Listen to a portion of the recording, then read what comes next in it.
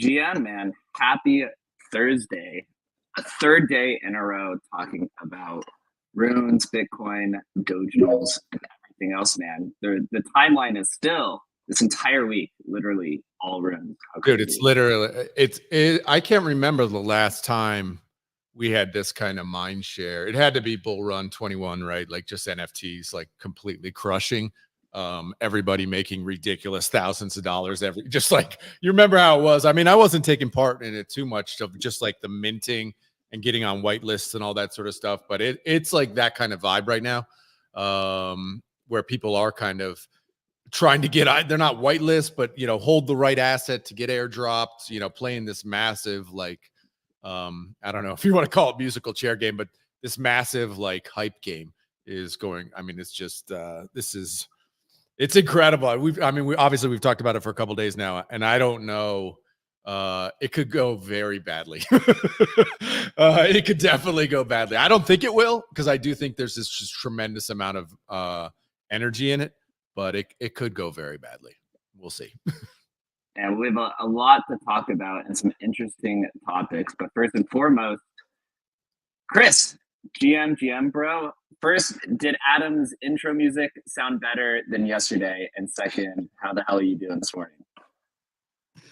Yo, that was terrible. Yeah, it sounds a little bit better today. It sounds like 50% better today. Maybe like a 10-15% improvement to go, but we're crushing. We are crushing. It's funny that runes and BRC's tokens on Bitcoin in general have so much attention right now, because even though that is the case, there's still only like single-digit thousand people trading BRCs at the moment. So what are all these people doing? They're just like listening to podcasts. They're listening to Twitter Spaces. No one's really, in the trenches, kind of setting up for like warming up for them at all. Maybe they've loaded an Xverse wallet. Yep. But looking at just kind of the distribution of any of these tokens, there's like still only single-digit thousand people trading this. So it's kind of insane how much attention it has compared to, what's actually going on in the market. That's a really interesting point. I think it was highlighted for me yesterday when I talked a little bit about that, that Casey tweet that got put out yesterday with the fun exclamation point, and people aped in that BRC20. I aped in a little bit. Because like I've talked about, it's like, who's going to be the influencer to drop something? I think that's where the biggest upside is. Now, does Casey have anything to do with that BRC20? Probably not. And it's probably going to zero. But we've already saw, like I just saw, I got in it, I don't even know, 4 or 5 cents each. And you just saw like all the people who minted 2 hours before, it was like insta dump. And it's like way under a penny now. You know what I mean? It's just like, wow, who are the buyers for this stuff? Right. And I guess we're going to find out if there are buyers, or if all the capital's already been allocated, which I don't necessarily believe to be true, but if it is, what's going to happen, post the halving, we'll see.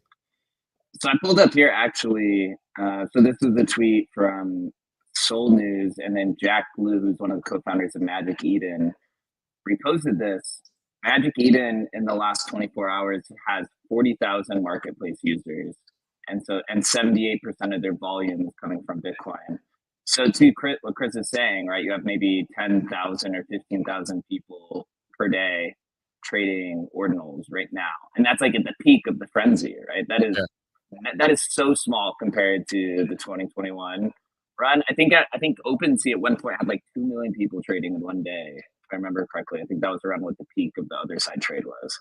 Yeah, but if you remember early on in 21, maybe June, July, there was this debate about how many wallets there were on OpenSea, and they were like, "Oh, there's 200,000 wallets," and we were all joking about like, "Yeah, but that 200,000 might actually be, I don't know, 20,000, 30,000 people because everybody's got a handful of wallets." So we may be at that same kind of thing right now with Bitcoin and what's happening, but it's impossible to know for sure. I guess it's just a matter of money, like how much is going to be spent, what's going to happen. It's going to be like the first one to really drop, and whether Leo gets it out first or the RSIC guys get it out first, which one of those kind of hits first, and to watch what happens with that meme coin chart, just do a full Solana where it pumps for 1 second and then just drops immediately down to zero. That's going to be really, really interesting to see how that rolls out. It is. So here's a few more stats that I pulled up here. This is nftpulse.org. I'm seeing this website being shared more and more.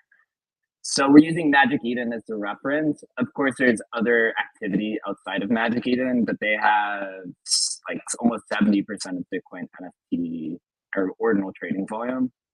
So Magic Eden has 100,000 users in the last 7 days, and it says 68% of that is Bitcoin. So they have 68,000 unique wallets in the last week trading ordinals, which, that's no small number. But again, that's still quite small. And it says 30-day users, they have 640,000. They have 236,000 users in the last month, and 61% of that is Bitcoin. So you're saying, I don't know, maybe 150,000 wallets. That's not bad, right? Over the last month or so. Again, this is like the peak, right? Peak frenzy. But I'd assume it's that point. Like, how many wallets do you have, right?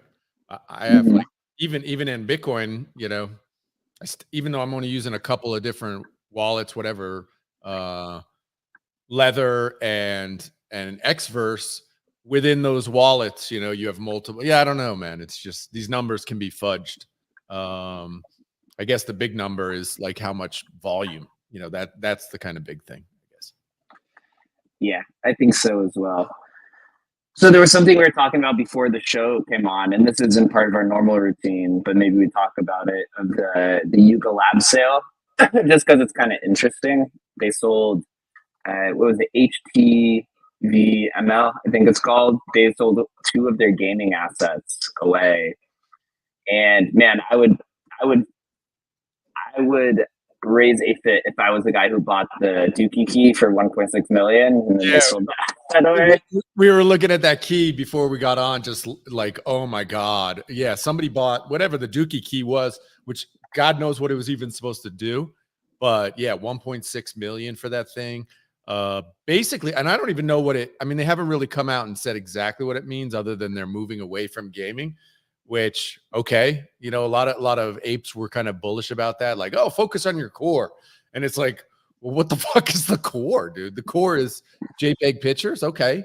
I think you tweeted it out, like, is Yuga a IP holding company?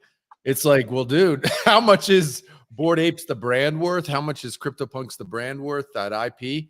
I mean, okay, that's one way to frame it. And if it's framed that way, geez, man, sell it all today, bro. I mean, I just, it's just, I don't know. It seems like, the apes liked it because they're focusing on what they're doing. But can anybody say what Yuga's doing right now? They're cleaning house is what they're doing. Cleaning house, baby. I mean, really, like, what should they do? What can they do? Like, for me, what they should be doing is, like, every new meta that comes up, they should be rewarding holders with like the meme coins on Solana. Everybody gets airdrop meme coin. Right? Here's the Yuga coin. Here's the, the runes. Boom. Here's the Yuga coin. Like, just why not? Like, what else are you going to do? What else are they doing, dude? I don't know. It just seems to me like there's so little value to the NFT holders, and you're seeing it now. It's like touching under 10 ETH for the apes. We were joking, but it might go to 2 ETH, 3 ETH. Who knows where this bottom is? I think this really just kind of drives home this one point about VCs and corporations coming in to try to lead crypto projects and just doing an absolute horrible job every single time. Mm-hmm. Right? They brought in the former, what was he? He was the former CEO of, I think it was Epic Games or Blizzard. Yep. Dan, I forget what his last name is. He was there for about a year, and then basically the VCs came in and reinstated the original founders as, the CEOs of the team. They tried to sidestep it, and it just went horrible. And so now it seems like Garga and I don't know who else is leading it, are basically coming in and cleaning out some of the gaming division and some of the things that maybe they were kind of forced into that they didn't want to do. We don't really know for sure if gaming was something that the founders wanted to get into or not, or if they were kind of forced to because of the just hundreds of millions of dollars that were thrown their way. It's just, once you lose the company or you lose kind of those voting shares, you really, it happened to Steve Jobs. It happens to a lot of founders. Absolutely. They get kind of pushed off to the side. Absolutely. Well, we got an ape on stage. Uzi, you want to pop in here and give us some context for what's happening? Hi, Adam. How are you? Hi, guys. Great show. Preparing for runes tomorrow. So dialing in just to make sure I'm not missing anything. But yeah, no, good conversation on Yuga. Completely agree. In fact, I was quite amazed that not a lot of people were actually saying what you actually just said there about jumping on the latest meta. I just don't understand why that's just not logic, just not logical, and just it baffles me. It really, really does. It was like it seems so obvious. The only thing I can think of, well, I mean, there's a couple of things really. Obviously, there's been a change in leadership. Daniel was in charge for the past year or so, or maybe more. He wanted to bring very much more of a corporate feel to Yuga. I think there were some missteps there. As a businessman myself and a corporate guy, I think there were too many competing strategies, a lot of clutter, and therefore a lack of focus on strategy with regards to actually what they wanted to achieve. I think, and that was clear, over the past 2 years with that many websites, that many, Twitter accounts, et cetera. And it became very confusing as a brand. And I think CryptoGaga has taken over. I think they have missed, Gordon as well, Wiley. But I think what's happening now is that they really trying to, as I call it in my world, clean out the waste. Really sort of become more simpler in their execution and be laser focused on their strategy. And I think that's what they're doing. So maybe all of that I just said became the foundational sort of problem to solve, and the emphasis, and therefore chasing a new meta was more of a risk than probably part of their strategy, because you can also see the other side. You drop a coin on Solana to apes, and then the sentiment becomes worse because it goes to zero very quickly, or the distribution wasn't good, or some whales, someone sniped it, or the contract wasn't right, or something goes wrong, and that damages the brand even more. So I can see that part. So maybe that's the excuse, but definitely agree that I bought my ape at 0.2. I bought a few at 0.2 back in the day. Always held it, always will hold it. I'm not gonna sell it, but hopeful for the good times again. Really. Can you? I mean, look, I haven't seen. Do you feel like they provided any value to apes? Over the last year, anything of value to you? They've. I can remember when they came out with the mint for the for the Dookie Dash. I think was it the keys that we were selling or something like that. I mean, that literally, I think I sold that for 6 or 7 ETH. So I guess it depends. I mean, you guys know better than me. It depends when you sell. Or if you're still holding all those items, then you probably feel that you haven't got rewarded. And if you bought apes at the wrong price, if you bought it at 150 ETH, you almost feel like you're losing. But I bought mine at 0.2. I mean, look, the way I see this entire sort of ecosystem is that, especially when you're investing in volatile assets like we are. I think we call them assets, but maybe puns at some point. But it's all a game, really, isn't it? You win some, you lose some. I remember I bought my Moonbird at 25 ETH. it's worth half a ETH right now. Oh. I don't feel sick about it because, you win some and you lose some, Yeah. And I nearly sold it for a runestone the other day, about 2 weeks ago, when I could have, and I didn't. So that was my bad. But at the end of the day, you win some, you lose some. You got to back the right founders. You got to be patient like you are in this Web2 world. And hopefully the right investments pay off in good time. And I guess we are so used to instant gratification that we just naturally greedy people in this space. Sure. And we want everything tomorrow. I guess, tomorrow someone will buy the first sort of rune that they think is going to be the next big thing, and it goes to zero, and all of a sudden people are fudding runes and all sorts. So anything could happen, really, isn't it? Absolutely. One final question, and I appreciate the insight. What's up? What's the update with Other Side? Is that a dead thing as well? No. So what they've actually done, from my sort of reading of it, is that they've decoupled the Legends of Mara and the HV Metal piece. They've sold that to I think it's Far Away or something like that there, and they're focusing on the Other Side, focusing on apes, on the Bored Ape, Mutant Ape, and Kennel sort of collections, and the Proof collection. So that's what it looks like to me. Okay.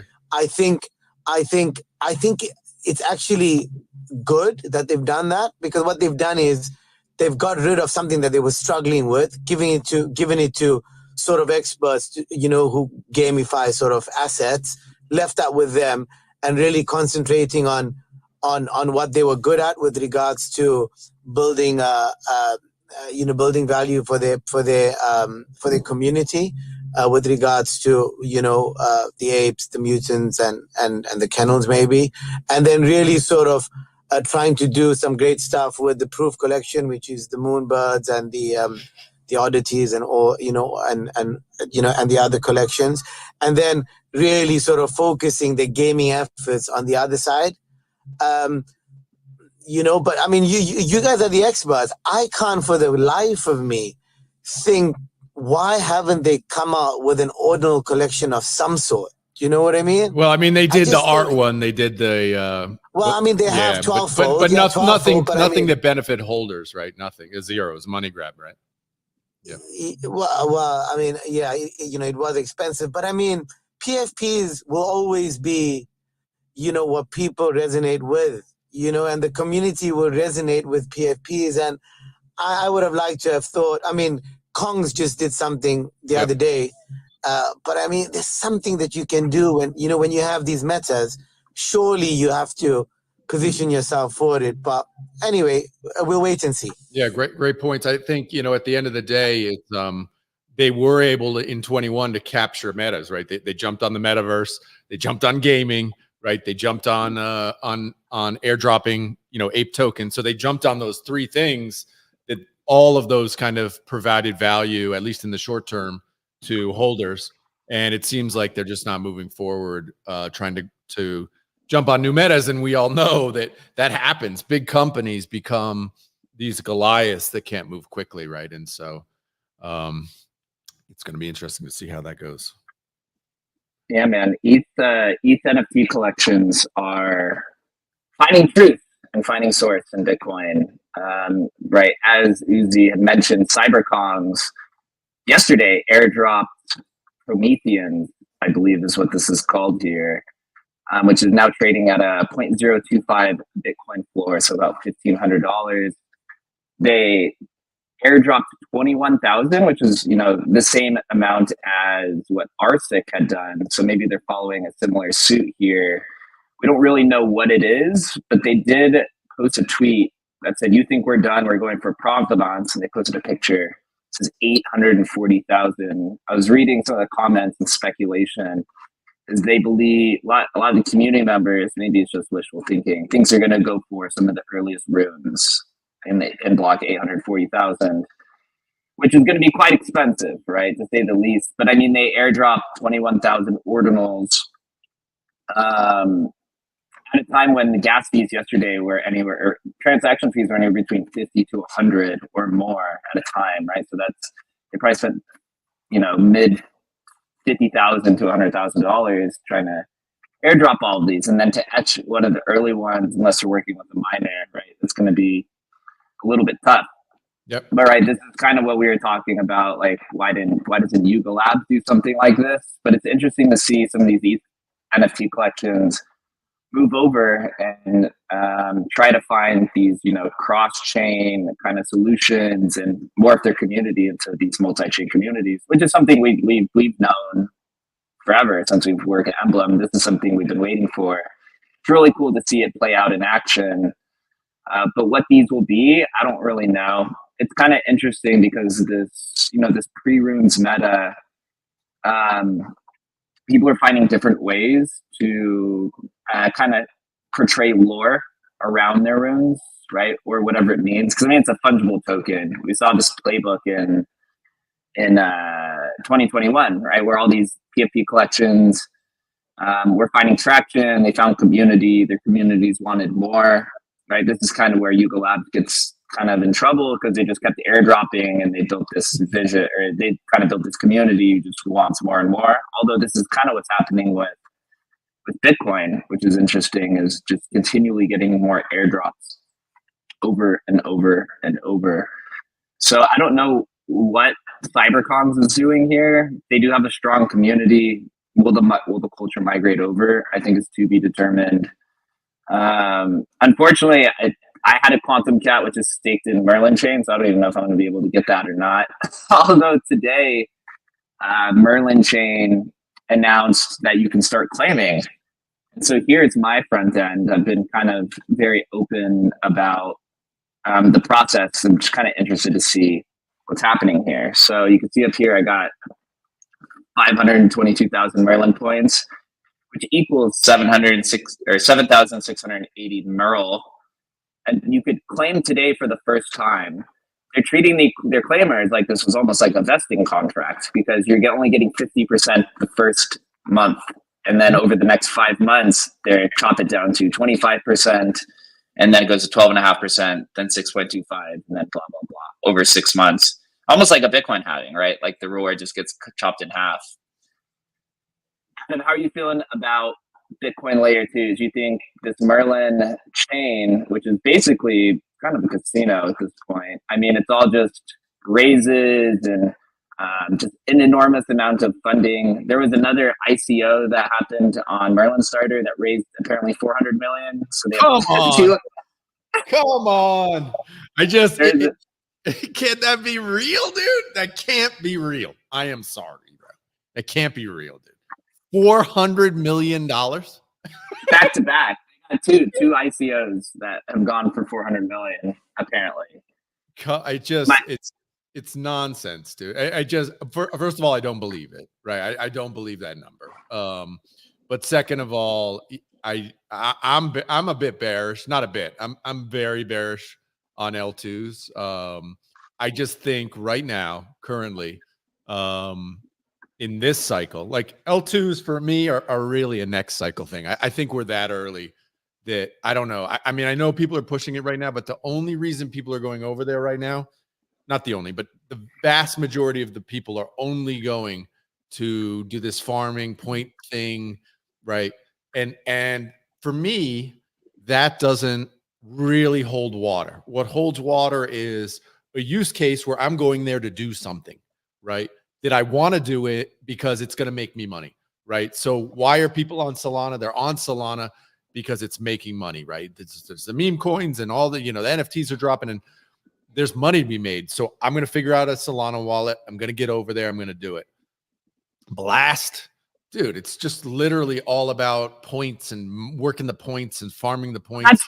That's what this is. This is basically Bitcoin backed. That's exactly what this is. Exactly. And so for me, that's not sustainable in any sort of real way, right? While something like what's happening with, L1 Solana is just, look, it's just, you're going over there because it's a use case that makes sense, right?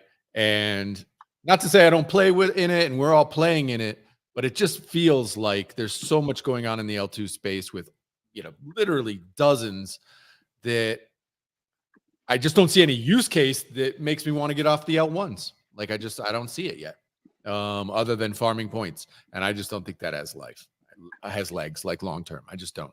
I think that once it kind of people get sick of it, it just goes right back to the L1s. That's the way I look at it.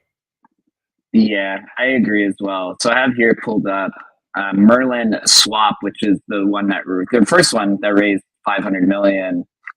They have something called their tokens MP, and then they have ESMP. And I'm just kind of going over this because I'm showing you the tokenomic gamification kind of Ponzi games that are being played over here.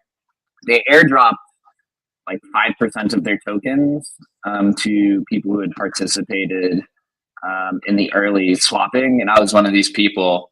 But they didn't airdrop you MP, they airdropped you ESMP. And ESMP, you have to stake for 30 days, which then converts to MP. And yesterday, Merlin Swap announced that they're doing a buyback program with some of the raised money, where they're just buying back the tokens that were airdropped. Right, so they're just playing kind of like funds protection, kind of market making, and this is like what I'm seeing. It's across most of these platforms. They're doing something similar. Like today, all I hear is nest your moonbird. When you're talking about this, is all I hear. Moonbird nesting, dude. That's literally what I'm hearing when you're telling me this, bro. Just like we've run this. I'm gonna play this game. This is why I staked my assets, because this is a Ponzi that's kind of interesting to me. And Merlin Starter announced today they just have a seed round in investing. It seems like on this program or on this platform with Merlin, it's every day there's a new buyback program, there's a new staking thing, there's a new airdrop, there's a new investment, there's a new record, right? It's just, I mean, there's definitely money here. today was the first day that you could come out and claim, right? Claim, even the claims for the Merlin token is scaled over 6 months, right? The whole idea is to keep you basically trapped and never leave. Blast is doing the same exact thing where it's like if you pull your money out, you lose all of your bonus multipliers and your points and all these different things. So my question is, how long does this last, right? Obviously, generally, whenever there's like the massive downturn is when everything kind of implodes. So you want to, like musical chairs, you want to try to get your money out then. I do think there is some staying power here. I mean, Jeff from Bitmap, who runs the account Bitmap, who's the founder, is pretty honest, and I listen to a lot of his spaces. He's pretty honest and upfront about what's happening. It doesn't seem like he's really sugarcoating anything. I think he's just really speaking to his audience, which is just kind of the East degens who just, that's all they want. It's just number games, right? Like it's like accounting gimmicks in the corporate world. It's kind of what it is. But tell me what's happening with Bitmap, because you put out a tweet the other day with it real quick about like, just the death of Bitmap or what's happening with Bitmap. What's the TLDR on Bitmap right now? So Bitmap's down, I think like 85% from its all-time high. I mean, it was a free mint at a point. To me, right, Bitmap, I think it's over 30% of Bitmap assets are staked on Merlin. I personally think that's where Bitmap's kind of headed at this point. There's so much of a supply. You would think in this run-up that they would have pumped with everything else, but it seems like it's just PFPs really, and now pre-runes projects are catching a lot of attention. I do think that that's going to have its day. There needs to be some clear direction and some projects that are really building on it. No one's really building on it. I know like Solana Chris and a few, there's like Bitmap Emporium, and there's a few big things that are coming. But I do think the combination of PFPs taking over, like are capturing the mindset. You had 30% of it staked on Merlin, and then you had some of the Bitmap community move over or focus their attention on digital matter theory, which is related to Bitmap, but it's not the same thing. Yep. I think the community is really just kind of bifurcated, and there's no clear direction on where it's going. And we see this happen a lot, right? That was kind of the issue with like Litecoin ordinals and a few other things is if it went in these decentralized kind of communities, there has to be somebody who's kind of leading the charge, even in a decentralized community, or at least a group that's kind of looked towards to make these decisions. So it could be a while. I think it'll come back. It's at very least it'd be a meme coin, but I will see. I know there's a lot of games on Merlin chain that are focused specifically on Bitmap. There's like Bitmap War. There was 2 or 3 of them that I'd seen that were. Has anybody made just like like a gambling game where you just gamble bitmaps against each other and stuff like that? Has anybody done anything like that? Kind of not yet. Nice for Bitmap. You might have just created the next $300 million raise, dude. Well, whenever I hear like $300 or $400 or $500 million, and I'm like, wait a minute, Leo just raised $2 million for like a real thing. He's got real product with real use case, real users, and his raise was 2 million. You're telling me you're making, the numbers don't make sense. You know what I mean? I don't know. It seems like a Ponzi to me. They don't really either to me. So I got a few more Bitcoin ordinal related things, and then we're going to move over to people are asking for stamps and doginals and bells and stuff on the live stream. But a few things. BitDog, which I'd mentioned some, the resurrection of OXBT. My question is, will the underdog make it back on top? The backstory on this was OXBT was the leading BRC20 for a long time, and then BitGod just walked away from it. I don't really know. No one really knows what the reason was. I guess he just wanted to do something else, which I still find kind of strange to this day. So you would have stuck around, it'd be probably one of the top BRC20s at this point. Yeah. Dude, can you imagine with runes and everything? I mean, just pushing through would have been, crazy. So the community ended up taking over, and I'd messaged with them a few times. They created this idea of BitDogs like months ago. And I think it was originally supposed to be a PFP. Maybe runes were supposed to be included, where if you had, you could mint one bit dog per 5,000 OXBT that you held, but there was still a cost. It was still $100 per mint. And from what I'm reading, these dogs are supposed to dig for bones, which are supposed to be the runes token. And there's a component where you burn OXBT as well. So I think it's interesting. I do think, though, there is this weird skew around it that people still associate it with BitGod, and there's a large amount of people who are not fans of them for whatever reason it is. I mean, it was a free mint at the end of the day, so it's not a rug. It's just, I think, poor decision, in my opinion, or poor leadership, I guess. But my question is, will this turn around? I don't know, Adam. What do you think? Well, I mean, when you look at that, and we've talked about it a lot. Just with meme coins and people launching meme coins and stuff. And it's like, if you announce it, even if you don't do it, right? If somebody else does it and it's free or whatever, you're still tied, right? And people still expected BitGod to talk about it and promote it and, be the face of the thing. And if he backed away, some people will consider that a rug, right? And, I just look at stuff and we know how hard attention is. Bro, I mean, I've talked to multiple people over the last few days who want to, bridge assets from Ethereum and do a runes thing. And I'm like, bro, stop it. Just stop. Because the attention is so scattered that it's almost impossible to cut through the noise right now, right? So like your post today about this is the first time I'm even hearing about this, right? So it just becomes this type of thing where best intentions, decent plan about you have to have OXBT to buy your BitDog. The BitDog can do runes. It's like, ain't nobody got time for that. It's just like, nobody's going to do it, dude. You know what I mean? It just seems like, unless there was somebody with a pot of money who could make an airdrop happen, it just seems dead on arrival to me, that type of stuff. Yeah. Just give me the runes money printer. Man, to go up, go burr. But it is amazing, and you see it in the space because you talk to people all the time as well. But it's like so many people feel, and this is in business too, that if they just enter the space, money will just flow to them, and they don't understand like how long it takes to build up a community, be able to market to those people, the strategy involved in launching stuff like this. That's why I give like if something has a chance of working. I think, well, okay, maybe the Kongs guys can figure it out. Because look, they were like the first to do their banana token. They did it before. It's huge. Huge.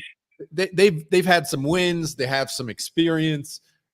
Obviously they're trying to like reinvigorate their brand and stuff here. So for them, it kind of makes sense. And they have a relatively decent chance of making it work. It's exactly what we just talked about with Yuga, right? There's risk to it. Like it could totally fail. And the Kongs guys just take a punch to the face because it fails. But at least they're kind of giving it a shot, Yeah, to say the least. You may like this, Adam. So Rune Whisperers is a pre-runes project.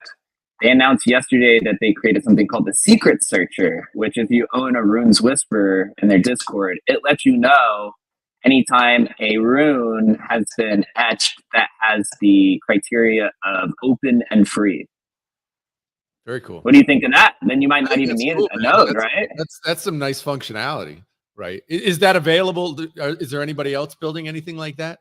So I commented on it, and Luminex, the Launchpad and Mintpad, commented and said they had built one for their users as well. And then they had a weird kind of cringe thing in my comments, which was kind of weird. But wait, we got to see this. What was the comment?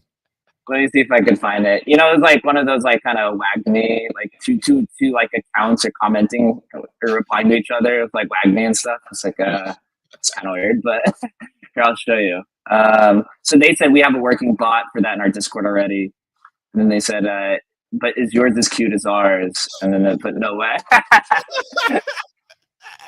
That's pretty funny. Yeah, that's pretty cool. Yeah. But it was cool to see the they're getting better at social. People are getting, these small teams they've realized, you got to have somebody cool running your socials, man. So that's pretty cool. Super, super funny. So what do those cost right now? The Whisper, how much is one of those bad boys right now? Point oh oh. I looked this morning, 0.004, because I own a few of them. So it's like, I don't know, 200, $300 or something like that. Nothing like super crazy. I bought them just because I'm interested to see how it works. I commented and I was like, if you have a Rune Whisper and you can use this tool, or I guess if you are in Luminex's Discord, and then you combine this with just using Luminex or Ordinal's bot to mint, right? You probably don't have to use the command center. But of course, you still have counterparty risk where if the search tool doesn't work, or if the minting thing goes down, then you're fucked, which is probably going to happen, to be honest. Oh, for sure. For sure. Just an update there on the Umbrel, which I talked about before about running a full node on Umbrel. They just did their update yesterday. So you can actually, mint and everything or etch directly in the Umbrel now through their terminal. So it's all, you don't need to use like your external terminal on your computer and stuff. So they've simplified it. So it's good to go. I haven't played around with it yet.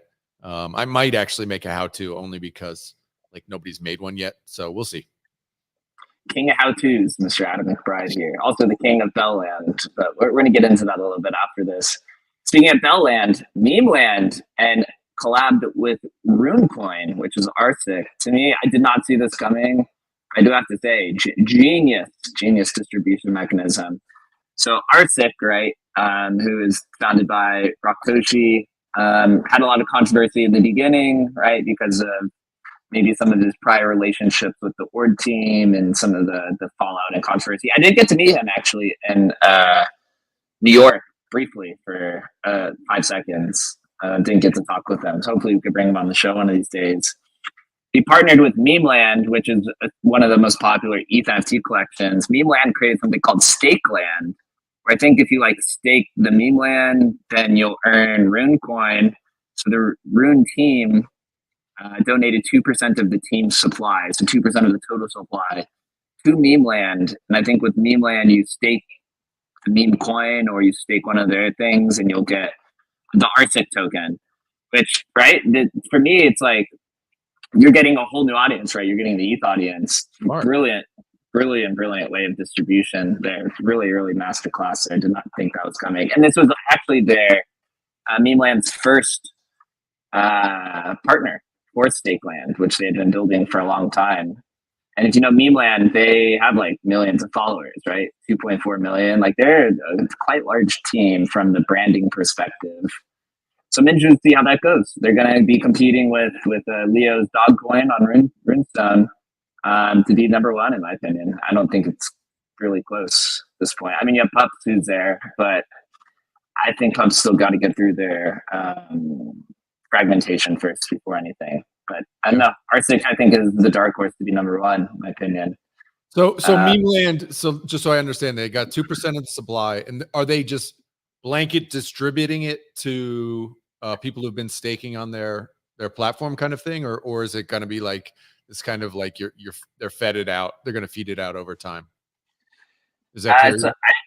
Yeah. So here, let's go to it. So you have to stake meme, it looks like, and so I don't know. This interface is quite wild. So they have a farming and a staking platform. So I'm guessing if you just have their meme coin, which is literally meme, it's an ERC20, you stake it, and I guess you get RSIC.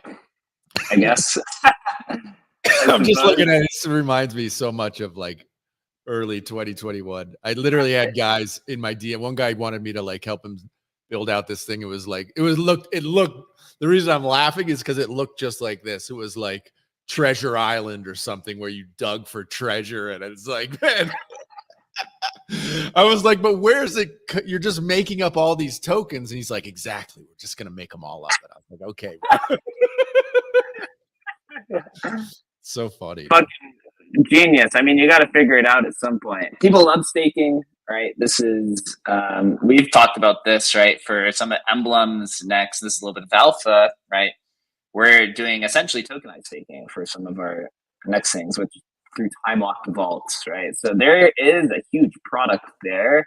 I don't think the staking thing's fully complete. I think it's still kind of early, right? It's just you stake it a token, but what else can you do? No one's really tried staking for NFTs or staking for real world assets, or right, there's a bunch of things you could do there. But Stakeland and RSIC collaboration, I think, quite a brilliant play there. Yeah, interesting. We do have a big player, probably the biggest NFT analytic platform in the space. NFT Go has moved into ordinals and runes. They actually did a free mint of 10,000 for their NFT Go pass. I actually waited around specifically to mint one or inscribe one. I did get to inscribe one. So they're going to be competing with Genie Data, which is the top ordinals analytic platform. And so they're coming in, and it sounds like they have if you look at the NFT Go Twitter account, it looks like they definitely thought this through, because their last 4 or 5 posts are all different things about ordinals. So it says they're going to create analytics for ordinals NFT market and rune tooling. Adam, do you think this adds legitimacy to ordinals if you have big infrastructure companies coming in and kind of staking claim? Totally, man. Totally. And this is, this is the amazing thing about how quickly ordinals has just captured all of crypto. It is just, as I'm just talking about it and thinking, it's just amazing, dude. It's amazing that this went from 0 to basically leading the entire crypto space in a year. It's incredible. And obviously, now it's it's so hot that everybody who's built up whatever, an analytics tool, it's like, shit, we got to move there, because this is where all the action is going to be for the next 6 months. Boy, let's just hope there's no serious bugs. I don't think there will be, but can you imagine if there were I don't know, you could hack this or something? I don't know, man. It's just I don't think there will be, but let's just hope and pray that this all goes smoothly, man.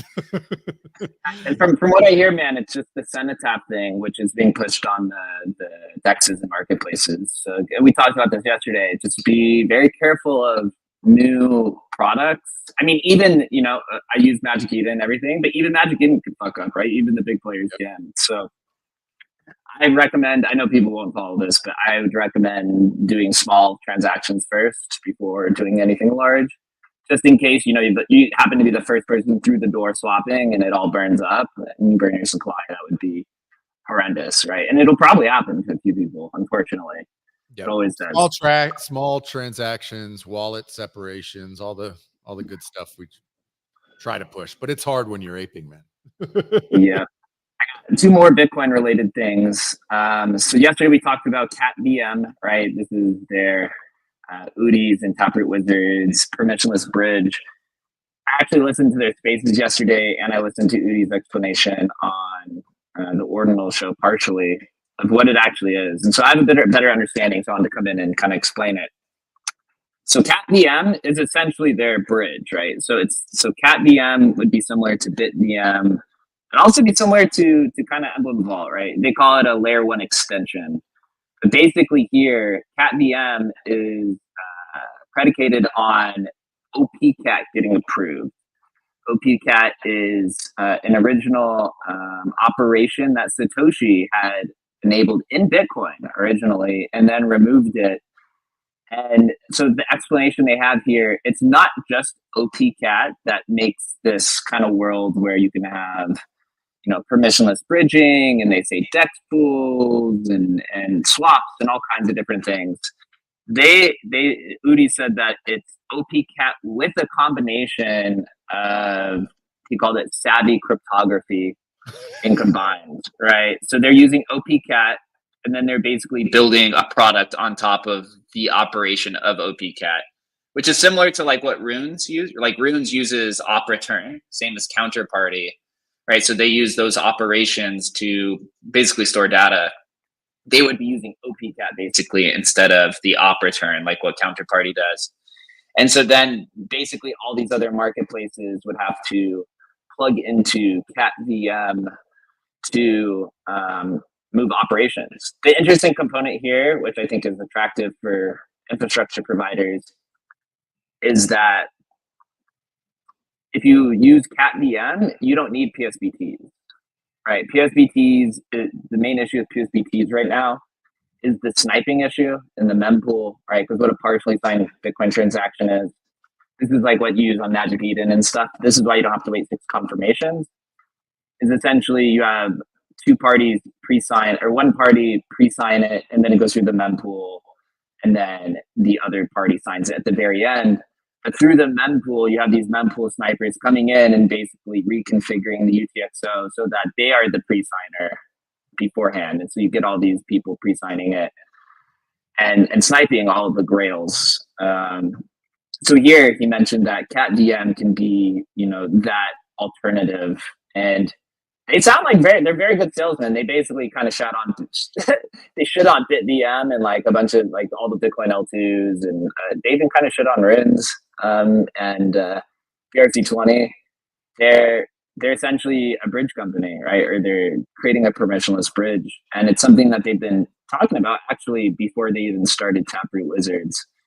So again, it all has to get approved. I honestly am kind of in the camp at this point that it'll probably get approved at this point in time. They're doing a very wonderful job at marketing and teaching people. They know that they have to get community support, like overarching community support for this to happen. So again, Cat VM is their product. Think of it as the Taproot Wizards bridge, right? Similar as what you'd think of Emblem Vault, or what you would think of as Wrapped Bitcoin or Bitcoin Layer 2. This is essentially their product, but it all exists on Bitcoin. And one of the other interesting things, which I think is probably the best use case, which is also something we'll be building at Emblem, is intra-bridging. So you'll be able to bridge your runes to ordinals, or bridge your counterparty assets to stamps or whatever, because it's all just Satoshis at the end of the day. So that would be interesting. I think it was like somebody I listened. I didn't catch the whole show, but I listened to a part of it, and they were like, "Yeah, but this, why is it going to take a year or something?" And Udi's like, "I don't know why it takes a year to approve 15 lines of code." So but we know. I mean, with Bitcoin, it's like you got to basically get all these people on board. You got to get miners. I mean, it's really, really hard to make changes, and so. Look, they're best set up to do it. Udi's got a huge pulpit. He's got kind of ordinals on his side. Obviously, people in ordinals are in. And so, he has a good chance of pulling it off, obviously. And if he does, basically, he's grabbed the entire, L2 market on Bitcoin. He's just basically ended that.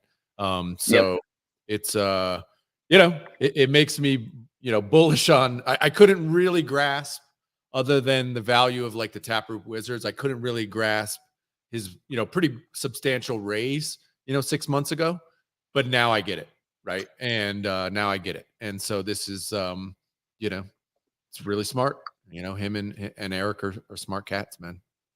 I think this is actually incredibly bullish for Emblem 2.0, because once we deploy on Bitcoin, if you can have a Satoshi represented as a CryptoPunk or as a Solana meme coin, and you have OPCat or Cat VM being this permissionless bridge to move these around, to move a single Satoshi around, right, Bitcoin in a permissionless way, that unlocks insane amount of potential there, right? It's like, why wouldn't you just do everything on Bitcoin then? Not everything, but so I'm actually pleasantly surprised and excited. Essentially, Emblem Vault plugs into all these ecosystems, right? Bitcoin L2s, this, whatever. Anything that's there. So bullish for us. And last thing I wanted to bring up, I haven't heard anybody talk about this at all. Somebody came out and created LRC20, which is basically BRC20 on the Lightning Network. Where can I max these bad boys, bro? Right.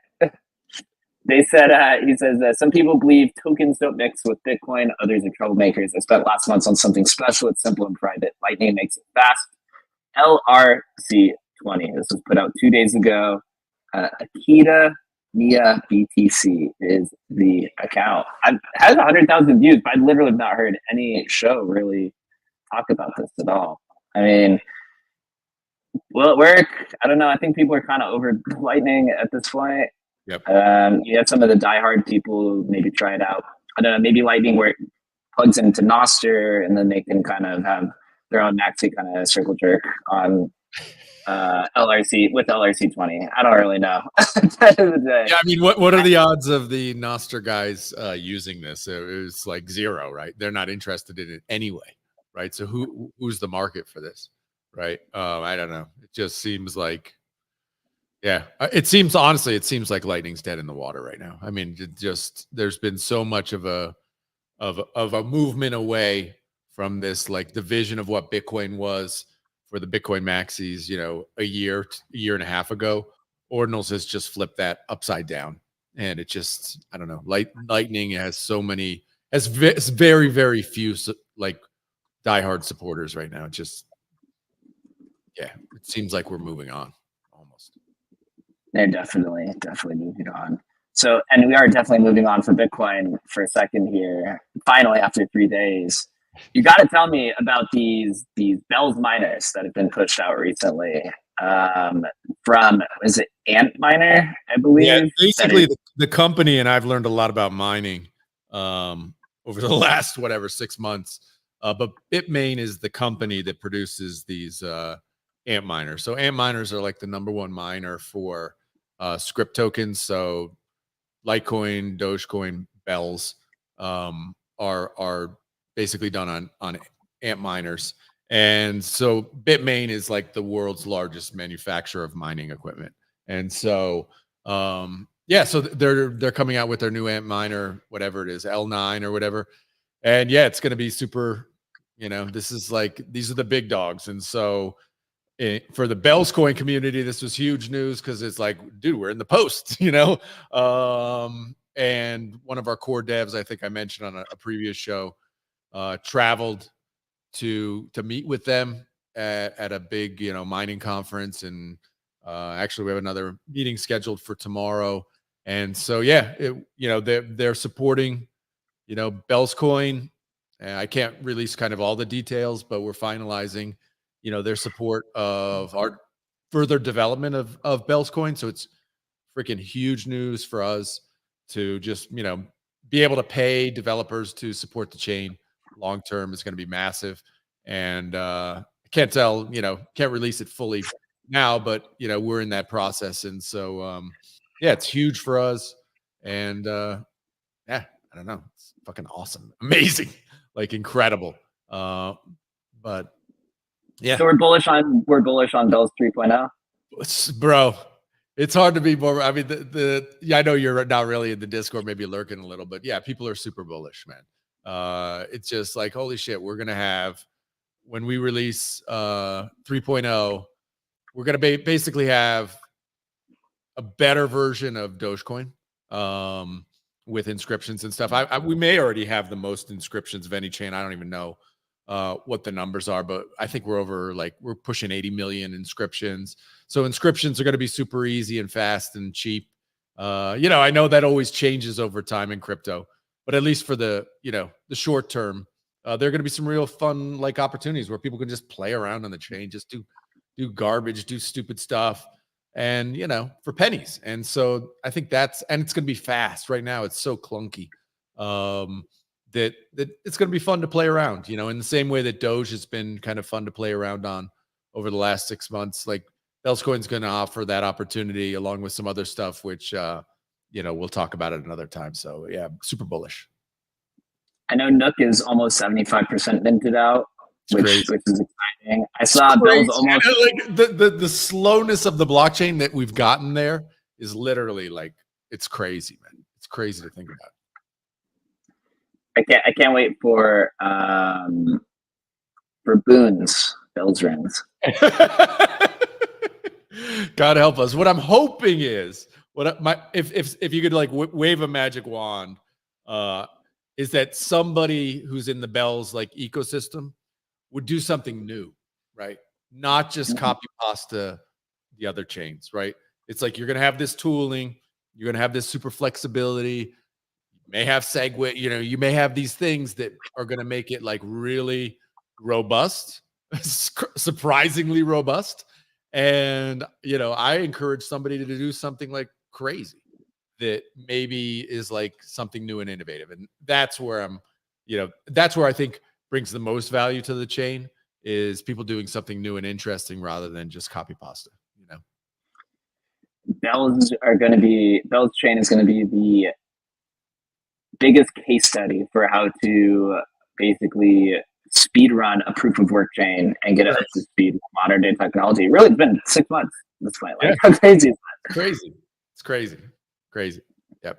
So is there outside of that? I think I saw Nintendo Wallet had built Explorer, I believe. Outside of that, I don't think there's that many other infrastructure or software companies that really came in and built. Is there anything notable from the infrastructure side? The notable is that we finally have a working Explorer again. I mean, we didn't have a Explorer for like the chain got so clunky and huge that basically all the Explorers stopped working. So we didn't have an Explorer for like 2 months.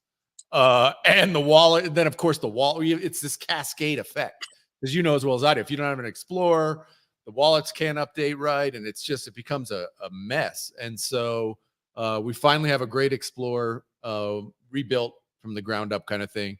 And now the Nintendo wallet is fully functional again and stuff. So clunking along, but you know, way better than it was 2 months ago, which basically the entire thing wasn't working. So yeah, we're back to a degree, and hopefully when the 3.0 launches, like we're gonna have a really robust blockchain where you can do like some crazy stuff on it. So I'm psyched about that for sure.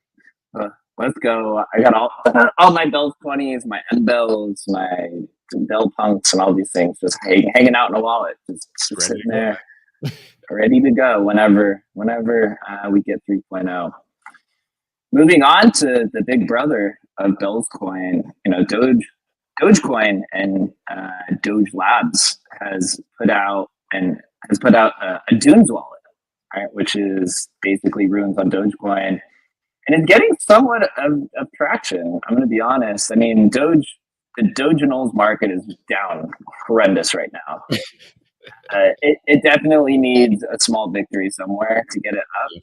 I think OKX and Doge Labs have been rebuilding an indexer for DRC20, and OKX was supposed to lift Dogecoins almost 2 months ago at this point. Who knows why? Maybe because they're focusing on runes. Maybe they abandoned it because they realized Dogecoin is just a mess. It's still kind of iffy what's really going on here. I know they will come back at some point, but the community is down quite bad right now. But I did play around. I have been playing around with the Dunes wallet because it's kind of prepping me for runes, and it's pretty smooth. I like it. Again, still early just because there's not that many infrastructure builders in the space. It's still ripe for somebody to come in and really just take it away. I mean, so did they already release? So the Dunes are already live. You can go mint them right now or etch them right now, kind of thing. Yep.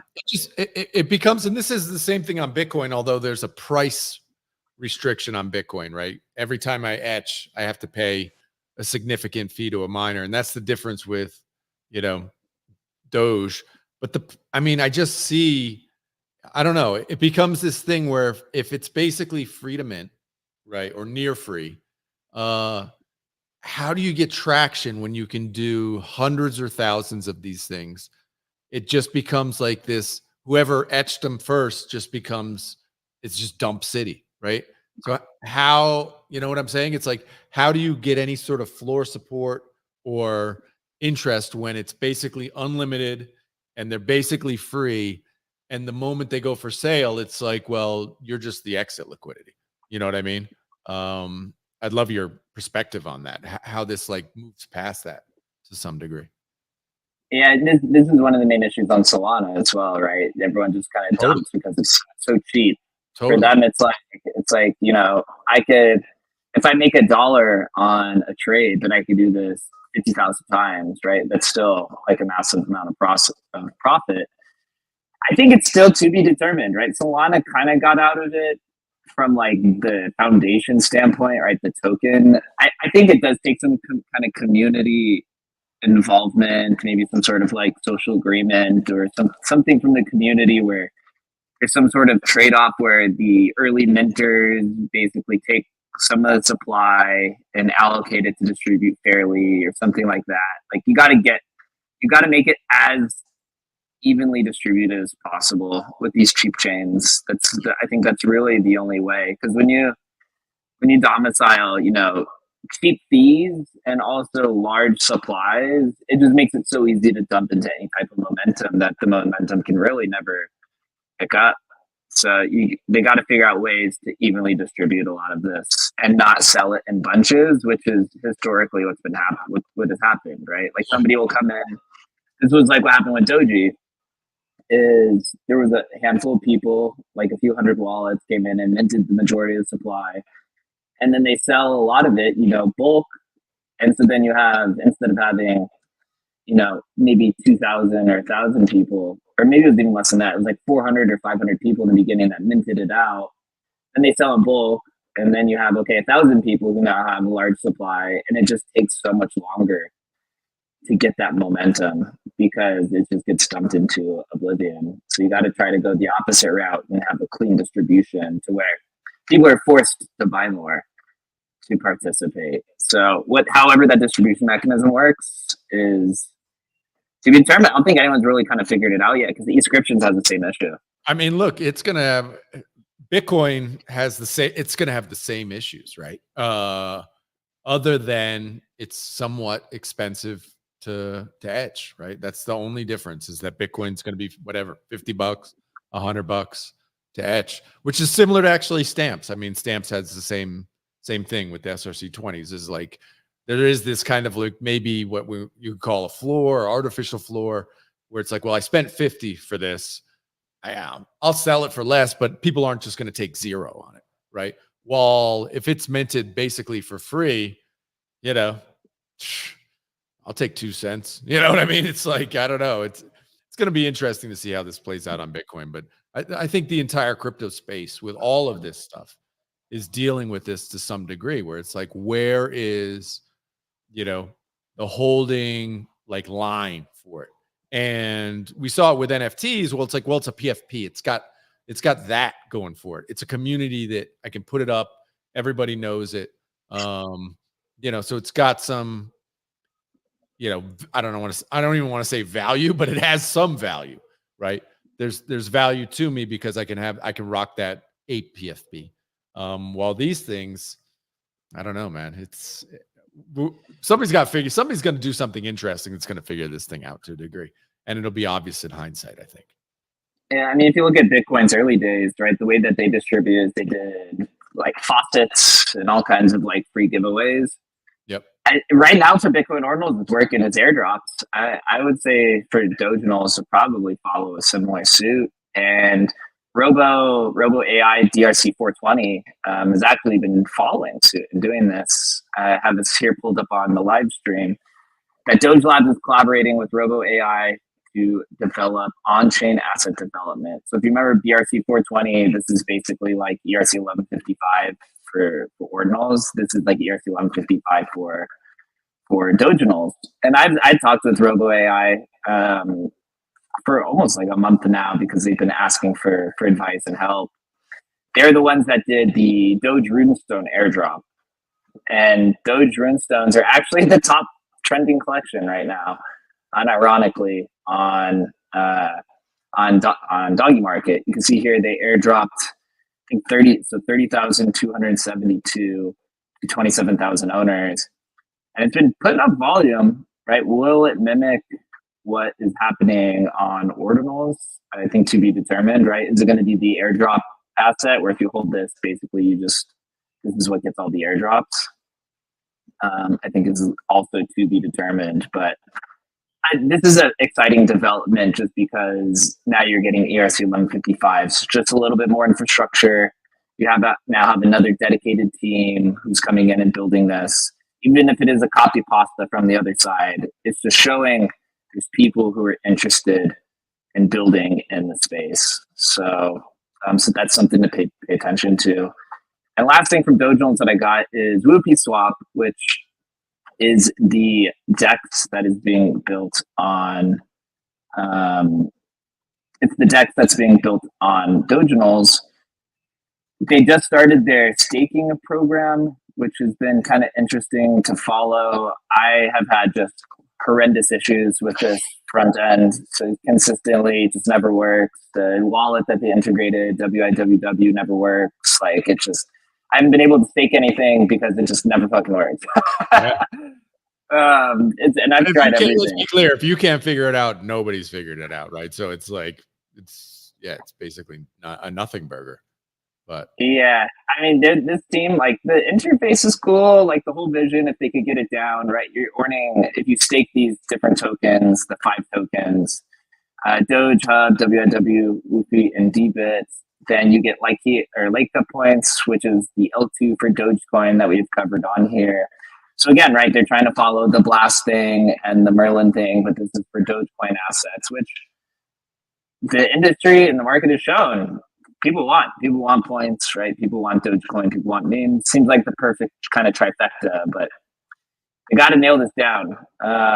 There's a few people who are staking.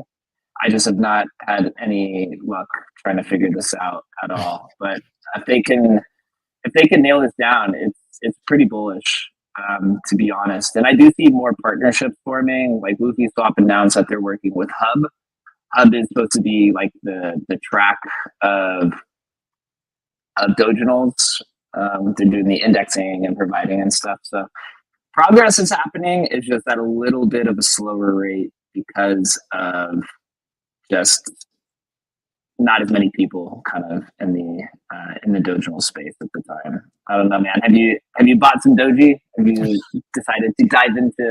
I'm looking up the price and it's back down to $1.49. I'm like, shoot, because I was kicking myself for not getting it at like whatever $1.50, and it ran up to I don't know $5 or $6 and back down to $1.49. I don't know. Could be another entry point, but again, it's this type of thing. Well, are there guys with 5-6 million of this stuff just waiting to dump on my head? Like you realize probably, right? And so I don't know. It's always just this. Yeah, that's the thing with these free mints is that you basically have, and certainly when they're tiny markets like this where nobody really knew about it, you have just guys with huge bags who will dump on your ass. And so it's hard to really have a run up in floor when it's such a thin, there just aren't a lot of bodies in there. That's the only difference right now with runes is that Bitcoin's like a lot of liquidity, right? And that's why we're talking about fucking runes every day, right? I mean, it's billions of dollars, while that doggy market might be, $1 million, right? And so it's just different games. I think I'd had this conversation with Chris, or maybe we had it on here. I think Doginal space is probably going to be the last. I actually think Dogecoin this cycle is going to be the last thing to pump before it's kind of the finale. Because at that point, right, you get like X payments with Doge, right? Everything else is pumped, like all the meme coins. Everyone finally is like, okay, the Doge is finally ready for Ripe. And the Doginal space, when Doge was pumping, the Doginal space was just rapidly increasing. It was like my Doginal value went up like 4x in a day because the dollar value increased and then they increased against Doge, right? This is the same thing with Bells. It's the same exact thing with Bells as well. I'm under the opinion that it's probably last. The one thing I'd like to know for Doginals, I think everyone's waiting for is Dogecoin Punks, which is basically makes up the entire sub 10K collection outside of like a handful. That person is also the same person who deployed Doji. I actually know who it is.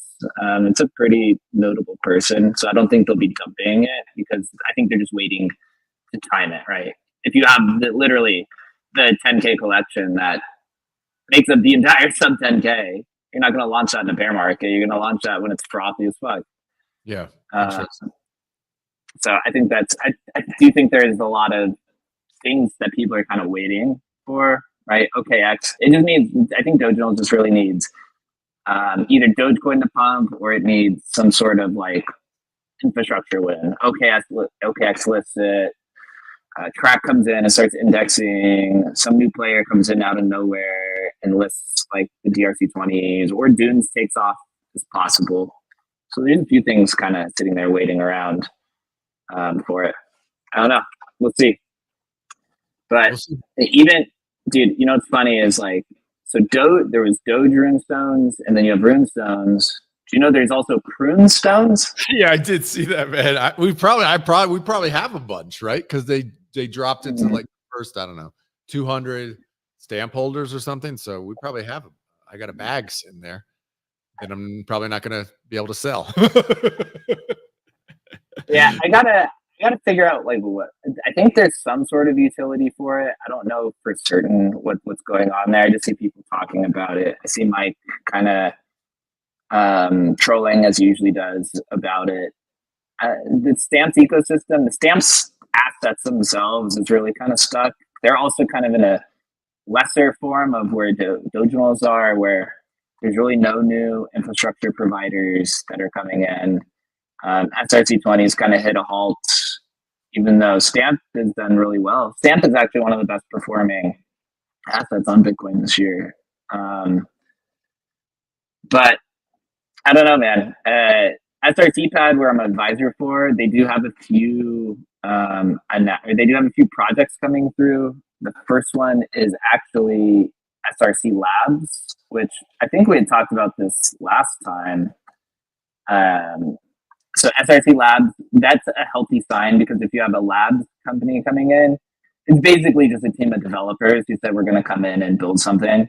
So that is the first thing that is going to go through the SRC20 Launchpad or SRC Pad, which was built by the Stamp Chain guys, which is the literal just people who built stamps, and Universal, who are the people who run Rare Stamp, who built the indexer. So very credible suite of people.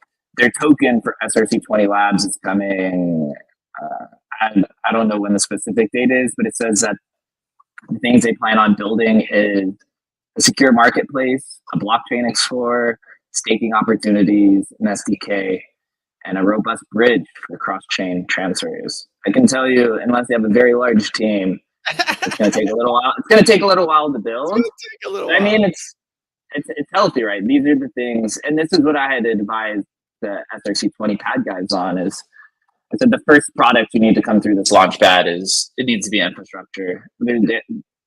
Don't put any gaming things. Don't put any of these like side projects. You need literally dexes, marketplaces, explorers. These are the things that need to come through it, because nothing else can really exist.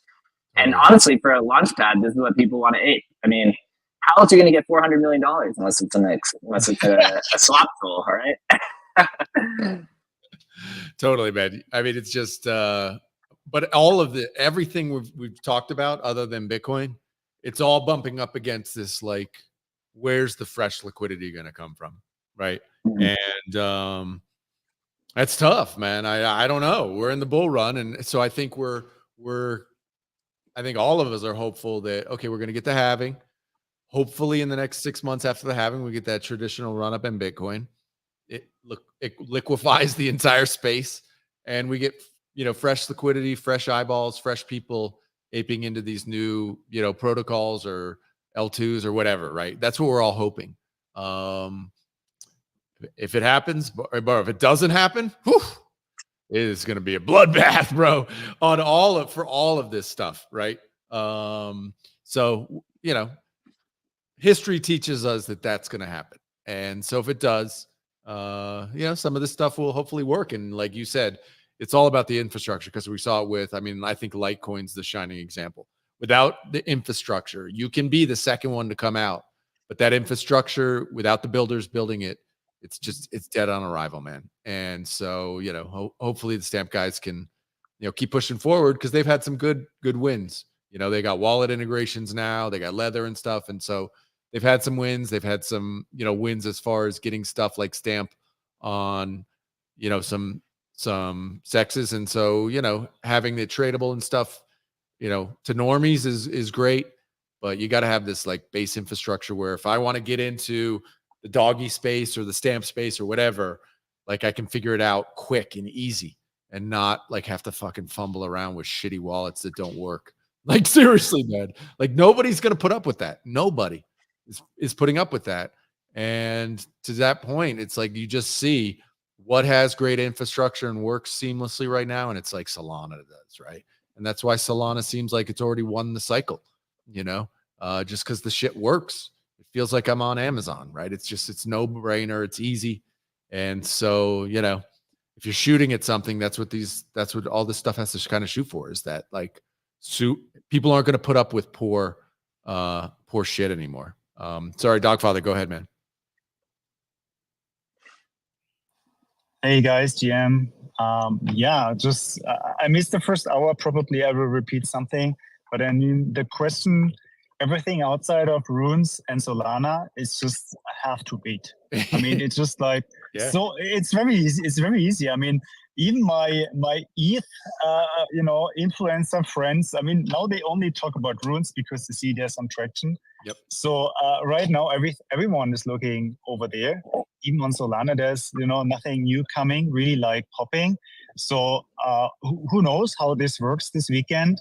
If the infrastructure doesn't really break and, you know, there are a few cool things minting, I think the liquidity will be over there, right? And if you have the first $1 billion market cap tokens and crazy liquidity on some centralized exchanges in a few weeks, again, I mean, all eyeballs will be there because you have, as you always say, Adam, you have the green candles, you have these success stories. Yep. And then we will see, right? I mean, this is like, let's plan for the next month. I think I wouldn't gamble, you know, on any other projects.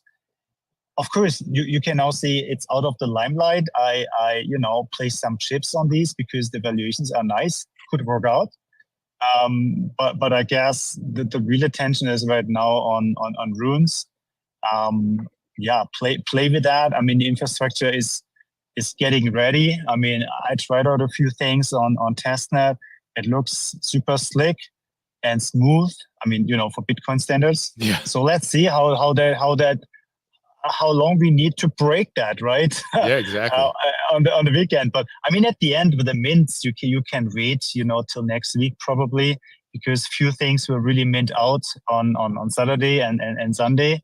So yeah, let's see. I think it's also great fun. I mean, today I was just running a few things on testnet, you know, having some batch inscription tools, and it's just great fun, you know. Everyone wants to do that. What's up, Chris? Oh man, how far have we come that we have Adam just bull posting Solana? We've made it, boys. We have just come so far. Yeah, Solana has made it, bro. It has. It has. You know, I mean, just the leaps and bounds that it's made over the last 6 months, 9 months, even just the year has been nuts. So really cool to see. You know, I was really expecting more of a pullback in kind of these pre-runes going into so much uncertainty. Yeah. But man, these things are just continuing to rip. Wow. So going to be interesting to see what's going on over the hump. You have Wizard holders at 5,324, Pups holders at 5,611. I mean, really intense competition there. So is Runestone still sitting at like a $500 million market cap? Yeah, looks like it. Wow. So, I mean, another thing that's interesting, right, is that, you know, some of this is happening on chain, and then OKX is really the exchange that's leaned into runes and inscriptions the most, BRCs. So just kind of how many opportunities there are to kind of rebrand and recreate yourself, not only from like an investor personal standpoint, but also from an exchange. OKX has really gone through the cycles. So yeah, to see them, you know, come out with such a strong kind of user base for what could be the biggest thing to happen in crypto in a long time is really exciting to see. And, you know, you guys came from the historical side. I'm still interested that no one's really leaning into just being early BRC. And with more upgrades on the horizon for BRC 20s, still under active development, those are some of the first meme coins that have ever existed, or provenance coins that have existed on Bitcoin. Why isn't anyone leaning into that? And why are they willing to give up their provenance so easily when for a lot of those tokens, that's the best thing they have going for them? It's really interesting. I think it gets to that point of like what I just said, which is like, how do you find any value in these things? And so I do think like leaning into the early narrative is, I mean, shit, half the fucking projects lean into that, right? But even that, it's still like, okay, what's the difference between Ordi being first and whoever was second. Like, it's a gulf that's huge, right? It's massive. And so, yeah, that narrative does have value, right? People do value first and early, but it feels like when you can mint infinite, you almost have to have something more than that now. It's not enough. First is enough, right, to be that real differentiator, but you've got to have something more than that. And I think in a lot of ways they're just chasing liquidity, right? It's just like, oh, well, Runes is happening, our stuff's at 0, let's try and move, which I totally get. So I don't know, Jake, what do you feel?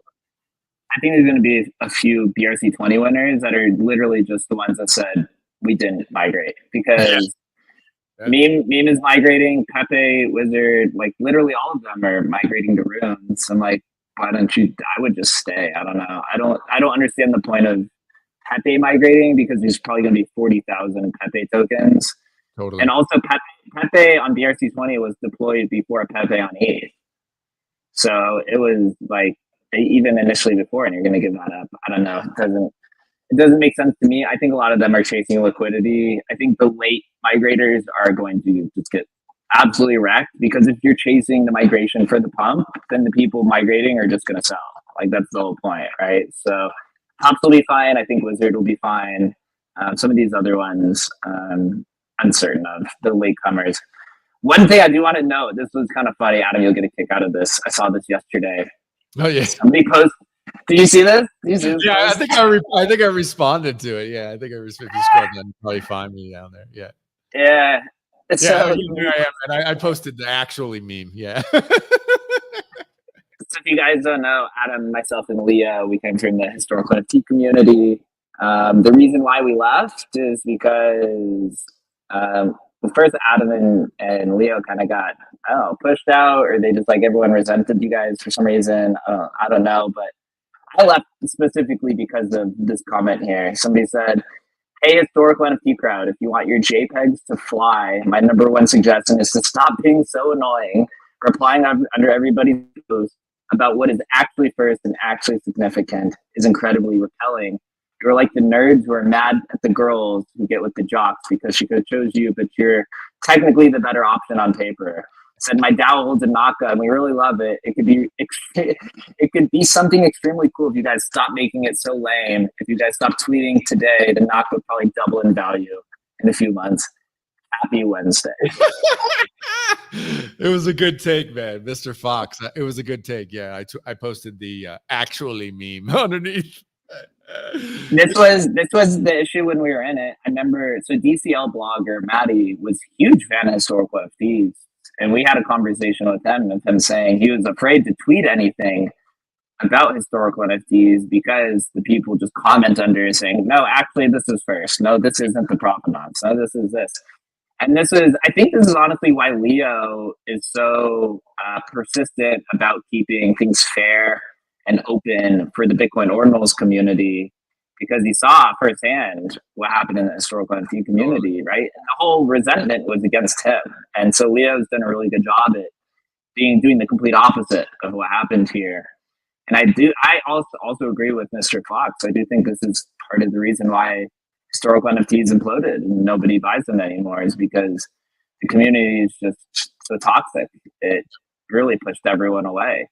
And I left because of that reason.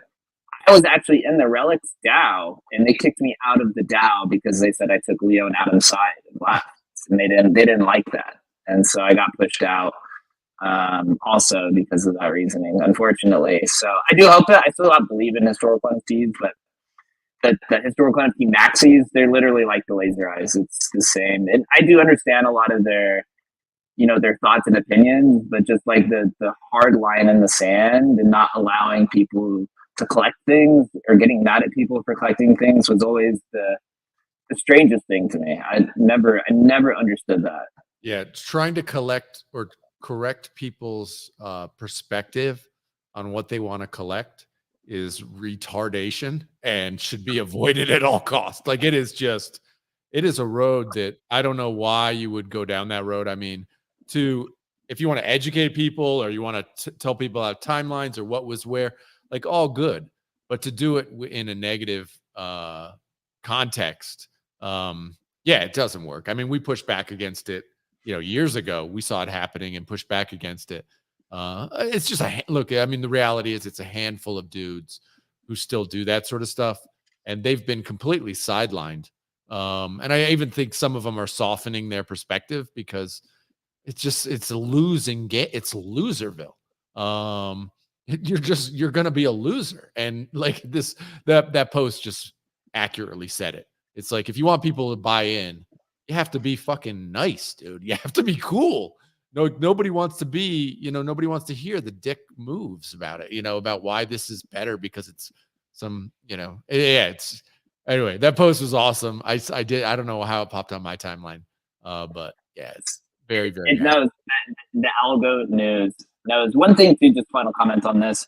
This is why, me and you and Leo and some people push back against the ordinal community saying, no, I'm the first 10K. No, I'm the first on chain. No, this is this. I'm like, you do not want to fall into this trap. This is literally why everyone left this. Historical NFTs are crazy. I mean, they were literally at one point in the 2021 cycle, they were all of the top sales, right? Like all the rare Pepes, all the crypto punks, all the ether rocks, right? Curio cards. Like these were all the ones that were selling at Christie's, selling at Sotheby's, selling for millions of dollars.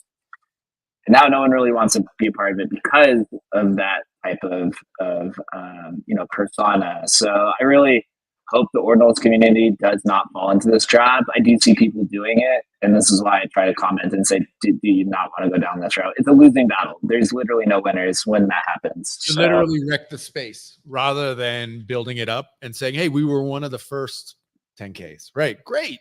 One of the first. This is interesting. Very cool. Tell the story. Right. But by saying I'm the first or the earliest or the best, or you get into these very nuanced technical details. And yes, the blockchain fucking lies all the time, right? It gets like into these because it's complex, and you get into these complex debates, and, nuance doesn't typically work in social media, and you end up wrecking the entire space. For not only your own project, for every project. And it's just, it's not, luckily, I think, Leo's been like that guiding hand, which has, generally dissuaded it in the ordinal space. We still see it. You still see first 10K and this sort of thing being like debated, but there's no like hard line, cancel culture type stuff, which we saw in the early historical NFT community. And I do believe in, obviously, I still hold huge bags of historical NFTs. I'll always, kind of be a face in that space for sure, because I do believe in it. I think it's really, really interesting in the history of blockchain. But yeah, to be a maxi in that realm is a losing battle for sure.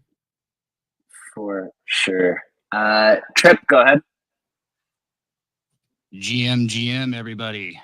I was just going to comment on what we were talking about just previously. So I think the most important thing is being first doesn't fucking matter, right? Being the first pile of dog shit in the park doesn't do anything. It's the first one to do it correctly that matters. Yep. So that was just my 2 cents. Because I mean, just because you're able to jump up in line, or you camped out like a Star Wars person and shit in the 80s, like that doesn't mean that you're going to be providing anything for the space or the community. It just means that you got there first. Yep. So do better, everybody. Shit. Yeah. I mean, I think at the end of the day, it's about it's first, but it's it's impact, it's awareness, it's all these other things that when we're talking about BRC20s or runes or whatever, like I'd rather be 1,000 in first and have the most attention, right? Or 1,000 in first and have the meme that catches the attention of the world, right? Like, how do you do that? That's kind of my current viewpoint on it, especially as we move into, I mean, in historical NFTs, you do have this like hard cap in the number of, whatever projects that were done, or, so that is always going to, be really interesting. But now when you move into this idea of ordinals and runes and all this stuff, it's literally infinite. Like there is no supply cap on the number of runes that can be released. It's infinite, guys, right? So the only thing that really matters is how do you grab attention and interest, and that's where you get into this meme game and meme culture and social media, and that is far more important. And so we're just seeing it. Yeah, go ahead, Trip. That's the thing. It's the marketing and the community behind you is what's gonna net the profits on these runes. Because like you said, it's unfathomable the amount of fucking runes that people are going to be able to etch. It's what you are bringing as far as that vibe and swag that people love in our meme culture is what's going to make those fly. Yep. And that's hard to do. But we see kind of leaders already, right? Raktoshi, Leo, it's no coincidence that those are like the top projects. Go ahead, Dogfather. Yeah, I just want to report something I did this week. So I was downloading all ERC20 tickers, all Solana tickers, and everything, including the pictures. Then I was running very advanced AI pattern recognition to see what kind of theme it is. And you know what I found out? You will not believe it. Dogs and cats? The first 3 and biggest meme coins, they have a dog on there. Sure. They have a dog on the coin. I just found out after doing, I'm just kidding. I mean, it's so obvious. Yeah. So some people were questioning whether Leo is out of his mind to make a dog token on Bitcoin. I was like, isn't it obvious? I mean, this is just how it works. I mean, Doge came first, then, Shiba Inu and, Dog with Hat and all of these projects, they're just extremely successful because for some reason, I mean, I don't know why. So I'm too much on the left curve to understand, but somehow this dog theme works. So people questioning why Leo is also doing a dog theme and not a lizard, they just don't get it. I mean, it is just like, this is just stuff that works. So because there's already now in the Rune ecosystem some battles. What is the best meme? Is it pups? Is it a dog? So I'm just like, just look at the other chains. What works there will most likely also work on Bitcoin. Yep. And this is why Leo is smart enough to know, just adapt. Never change a winning narrative. This is why he's using dog. And it doesn't matter whether the runestone dog token is number 2 rune, number 1 rune, or number 500 rune, right? Because this is just what works, and he is influential. He's just nailing it. I mean, without being the first, or within the first 100 or so token. This is so obvious that it almost hurts. Yeah. Go ahead, Chip. As long as the runes meme meta doesn't go that ball sack art like on Solana, I'm real good with it. Not ball sack, dog sack, bro. The dog sack. Bro, if you know anything, cat tokens are cursed forever. Cat anything always is down only, especially in the NFT space. You'll get like the cat NFTs of like moon cats, cool cats, gutter cats, tubby cats. They all just like horrendous. Like, which I makes remember question Udi, right? You got to question Udi with that. Yeah, I do question the quantum cat thing, right? Like, it's they're cat NFTs are always fucking cursed. And then they were trying to do cat season on Solana during meme coin season, and that was literally the top. It was literally at the top of the meme coin, at least the temporary top, right? It's just like it never does well. Very hard to find. It's just like human nature. What's in our genetic? We like dogs. It's just very you never fade that nature, man. Never. What's up, Dogfather? Yeah, I mean, with the taproot wizards and the quantum cats, it's because of a very important reason, because it's OP cat and not OP dog, right? Right, exactly, so, dude. You see, if Satoshi had named it OP dog, it'd probably still be on Bitcoin. Like, you know what I mean? It's just bad marketing, bro. Guys, OP dog is still there, but written with double G. Double just G. search for it in the code. Double G. How funny is this? I got one final comment that I could wrap up here. Going back to kind of the historical NFT stuff, I guess more about provenance. the second version of everything is generally the one that does better. If you look at like it's dude, every single time if there's two contracts, it's always the second one always does better.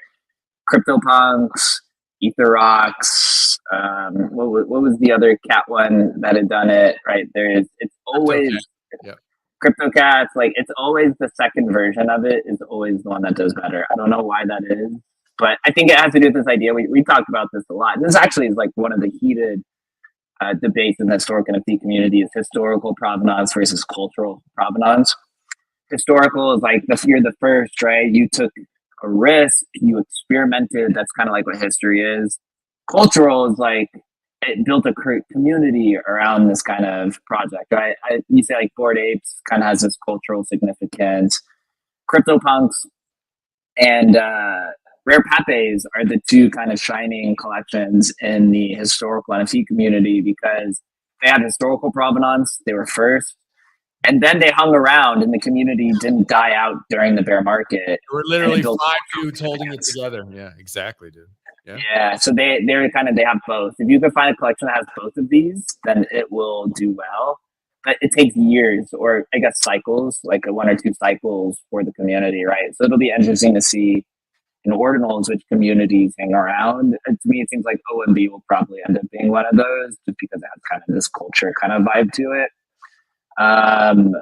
What other ones will, right? Is it Quantum Cats or, right? I guess Bitcoin Frogs would be kind of like a good case study because they were kind of one of the first PFP collections to take off, and the floor is quite low.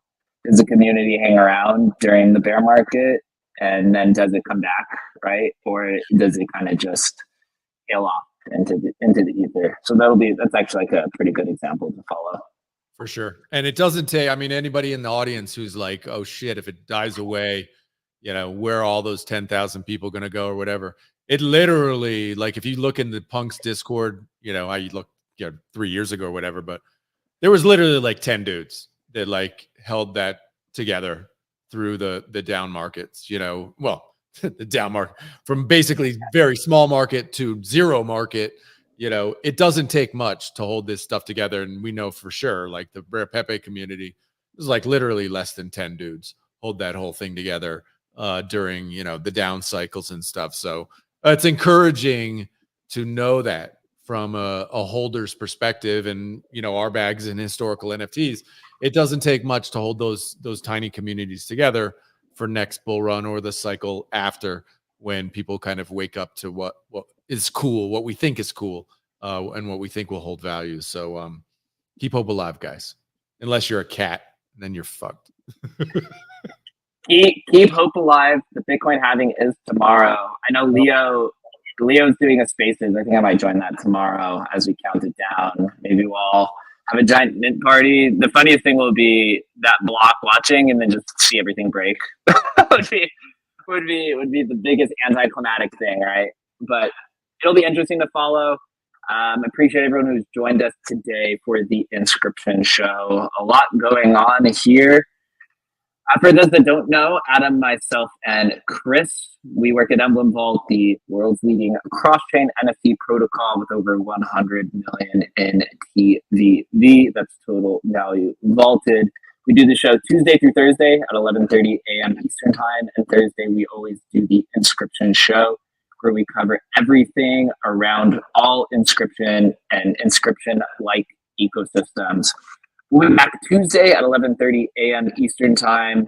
I think tomorrow we may hang out with Leo, but until then, make sure you give everyone a follow who's on stage, and be safe this weekend. Make sure if you're some apes that are being in the command center, make sure you try to etch everything and mint everything possible. I might watch something from the sideline. Adam, I hope you mint everything possible. And until then, guys, we'll see you tomorrow. Have a good halving weekend. Stay safe. We'll see you Tuesday.